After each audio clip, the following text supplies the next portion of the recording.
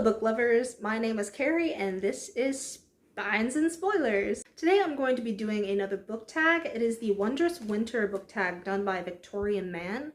I will link her YouTube down below.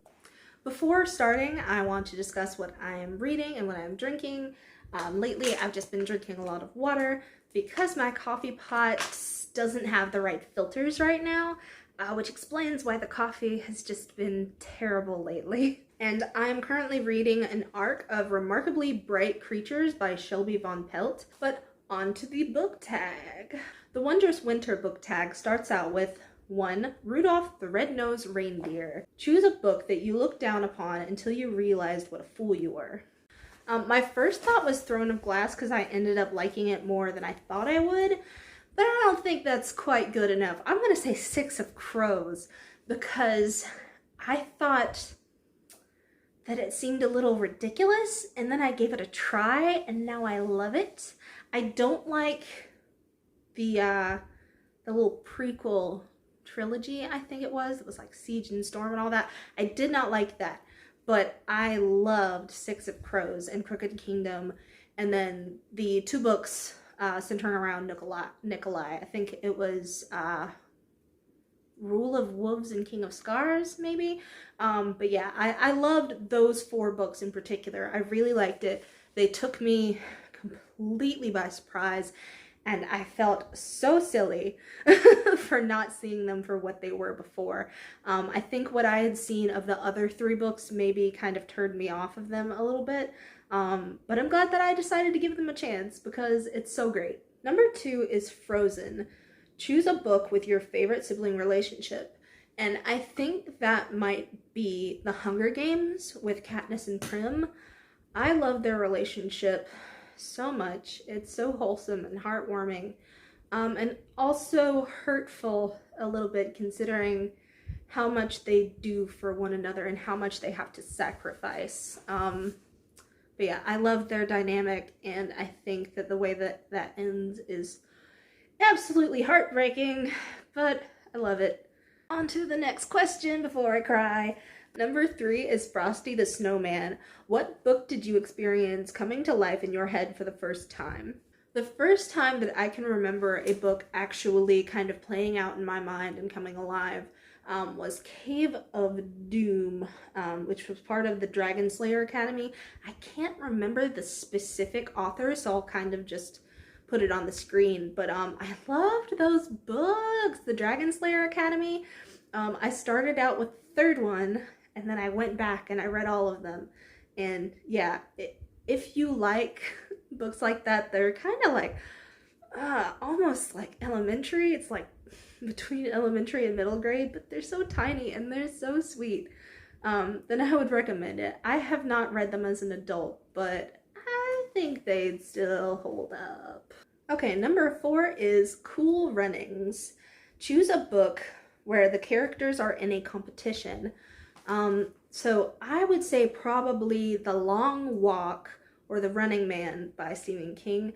I would lean more towards The Long Walk, I think. But yeah, there are competitions in both of those, and the stakes are very, very high. Number 5 is Home Alone. Choose a book you read that had no fandom and you felt like you were home alone. I think that's probably the Inheritance series. I don't know if you can see it back there. It's by Christopher Paolini. It's about dragons and war and all kinds of fun stuff. And I loved it so much. I still love it. I want to go back and reread it again. But yeah, it felt like it didn't really have a fandom. There were one or two people that I ended up becoming close friends with who had read it and liked it. But for the most part, I just like, if I mentioned those books, everyone was just like, what is that? I don't know what that is. It sounds dorky. So I felt very home alone. Number 6, Happy Feet. Choose a book whose title was so misleading that you now have trust issues. And my mind went to Animal Farm because it is not just about an animal farm. And The Lovely Bones because it's not just about some lovely bones, let me tell you. They are both deceitful if you know nothing about them. You probably do know how it goes at this point, but at the time I did not, so The trust issues emerged. Number 7 is Elf. Choose a book character who you think is a cotton-headed Ninny Muggins. And I honestly don't know what that is. So I went with Percy from The Green Mile. I don't know if that's anywhere close, but he was a terrible person. I hated him. He was the worst. So I don't know. Number 7 is Chronicles of Narnia. Choose a book with a character as self-sacrificing as Aslan. I'm gonna say Twilight because Bella just wants an opportunity to off herself, basically. She basically just wants a chance to sacrifice herself. She wants to so badly. She tries to, any chance she can get. It doesn't matter what's going on. She's just like, it's okay. I can give up my life, guys. It's fine. I can die. It's cool. I don't know what her deal is, but I think that she needs therapy. Stop it. Get some help. 9, The Last Holiday. Choose a book that made you feel like you were going to die of sadness, boredom, happiness, whatever. So mine is The Road. That book hurt me very badly. I even knew going in basically what happened, and oh god, it hurts so much, and I love it. It's up there. It's probably in my top 20 books, but oh my god, does it hurt and make you just Oh, I have another one to add to that too, which I've read recently. The fucking Whale Library. Damn it, Whale Library. God. Okay, that one is like a graphic novel for adults, and I didn't know that going in. I thought it was a kid's book, and it's really wholesome for the most part, and then it just hurts you. It rips out your heart. I sobbed. I cried so hard because I wasn't expecting it. It hurt me so bad. I'm about to start crying now. They didn't have to do her like that. Oh my god. Anyway, back to the book tag. Okay. Number 10, Happiest Season. Great one to follow The Last Holiday. Choose a book with your favorite Sapphic couple. This made me realize that I haven't read a lot of books with Sapphic couples, I guess. Let's see, I've read The Color Purple, and that's not really a functional Sapphic couple. I've read Fried Green Tomatoes, and I don't know if they're actually a couple or if it's just undertones. And then there's Carmilla, which is, again, like undertones. I can't think really anywhere where there's a healthy, established Sapphic couple. I lied. The best book I read with a Sapphic couple is Blue is the Warmest Color. But I do plan on reading more of those this year. Like, I have some on my TBR. I'm gonna keep thinking about this one. Maybe come back to it if I think of any. But most of my Sapphic content has basically been television-based or fanfic-based, or life-based. There we go. My favorite book with Sapphic content is My Life. I'm sure that my girlfriend would agree.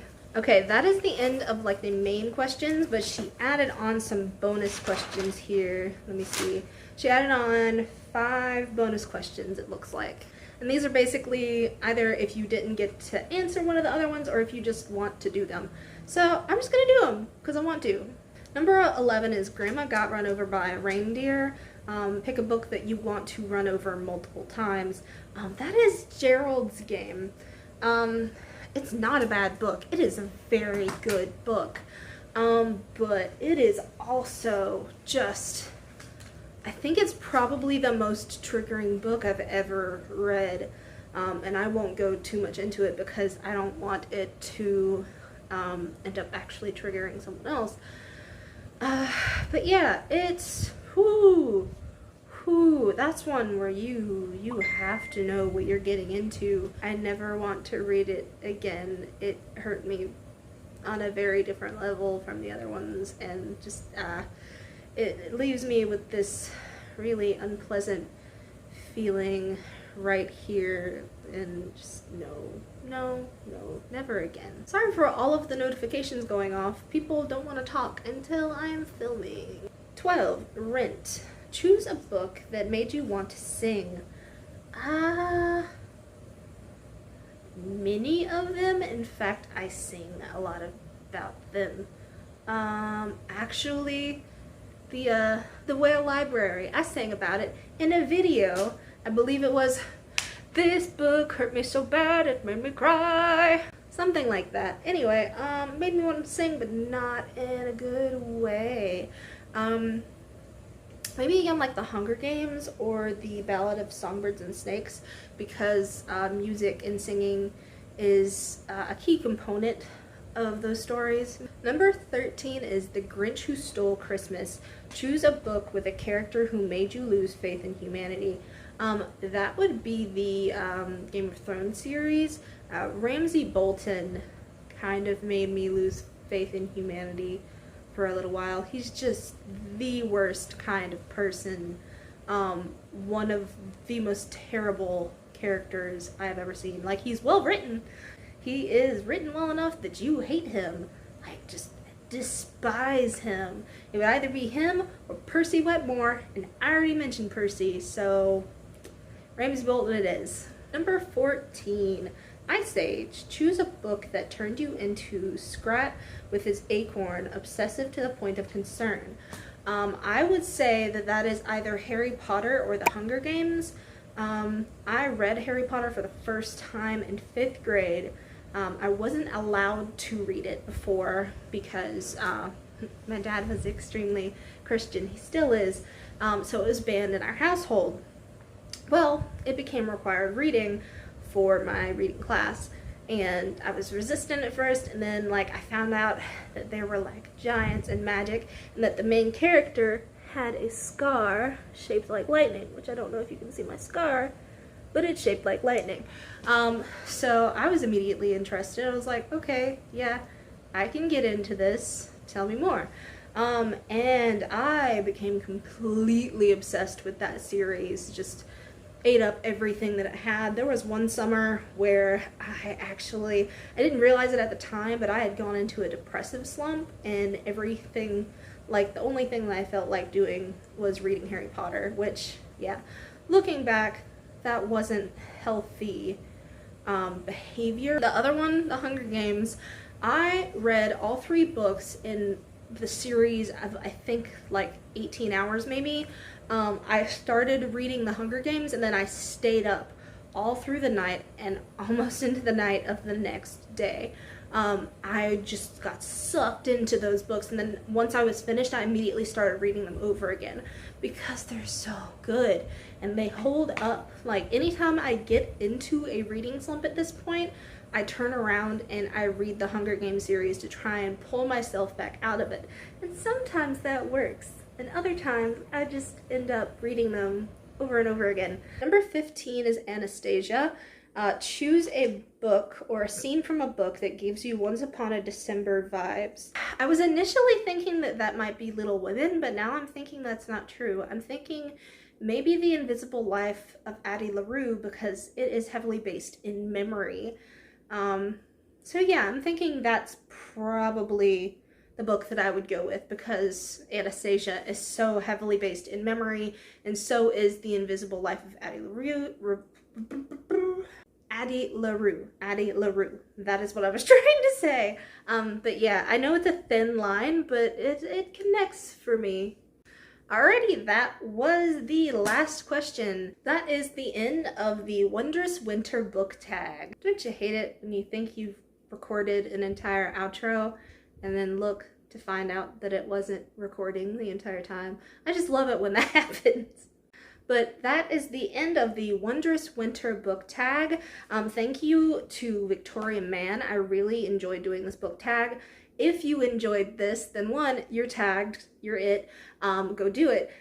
And 2, go give Victoria Mann some love. Let her know that you actually liked it. I'm pretty sure that she made this one from scratch. So yeah, hopefully this will get her to come out of hiding, because she hasn't been on BookTube in a little bit, and it makes me sad. So come back, Victoria, we miss you. That being said, thank you so much for watching this video. I appreciate it more than you know. Don't forget to like and share and subscribe, and most importantly, love yourself. All right, bye.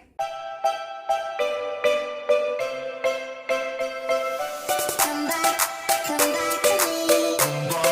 Come back to me.